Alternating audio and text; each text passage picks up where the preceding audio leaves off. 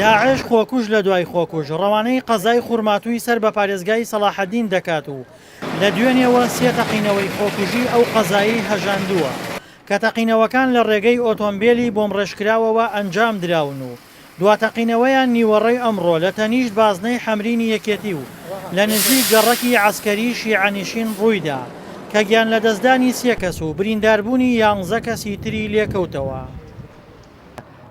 ئەو ئۆتۆمبیلە خۆی تەقاندەوە، ئۆتۆمبیلێکی شارەوانیش بەدوایە بوو، شۆفێرەکەی لە جامەگەەوە فڕەدا هاواری دەکرد تا گەیشتین پێی مەجموعەیە تراڵیان کرد، بەڵام 2 کەسی تیا سوتا بەداخەوە دانێکیان کورد بوو دانێکی تورکمان بوو، پۆلیسێکی قەزای خوورماتوویش گیانی لە دەستدا. ئەم تەقینەوانە بۆ ماوەیەکە کەم بووە، بەڵام ئێستا دەستی پێی کردووە لە خوورماتوو، خەڵکی خوورماتوو چیتر ئەم شتە قبوڵ ناکات.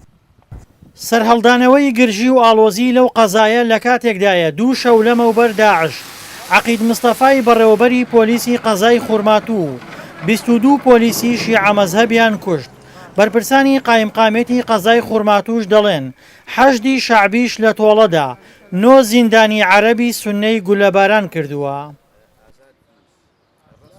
بەڵێ دیارە لە دووشەوی ڕابردوودا لە کاتی دزەکردنی چەکدانی داعش بۆ گوندی بیرەحمەد و عەبود و بۆسێکیان دانا بووە هۆی ئەوەی 22 پۆلیس و ئەفسەری فەوجی حەوتی ناوخۆ شەهید بکرێن و لە تۆڵە سەدنەوەی ئەو ئەنجامەی تیرۆریستاندا چەکدارانی حەج شەعبی و بەرپرسانیان لە ناحیەی ئامرلی چەند زیندانیکی عەرەبی سوننەیان لە نێو گرتوخانی ئامرلی دەرکرد بۆ شوێنێکی نادیار و گولەباران کران.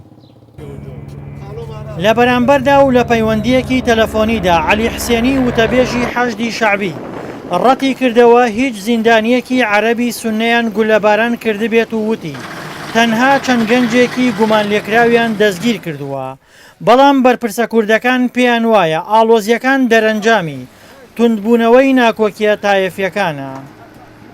دام و دەستگاکانی ئێمە ماوەیەکە سەرقاڵ بووە بەو کێشانەی کە حەشت بۆمان دروستەکە، بۆیە فەراغێکی ئەمنی دروست بووە لە بری ئەوەی ئێمە هەموو توانە و تااقەتە هەواڵگیری و ئەمنیەکان و سەربازیەکانمان لە دژی داعش بەکاربێنین. بەداخەوە ئەوان لە 2 ساڵی ڕابردووە حەشت کۆمەڵێک کێشەی بۆ دروست کردوین، بەشێک لە ئیمکاناتی ئەمنی و ئەسکەریمان مەشغوڵە بەو ململانەی کەوان دروستیان کردە.